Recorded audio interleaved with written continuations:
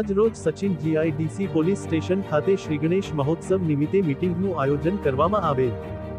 જે મીટિંગમાં Sachin GIDC police station વિસ્તારના શ્રી ગણેશ આયોજકો, શાંતિ સમિતિના સભ્યો તથા સલાહકાર સમિતિના સભ્ય મળી કુલ 60 જેટલા સભ્યો હાજર રહેલ।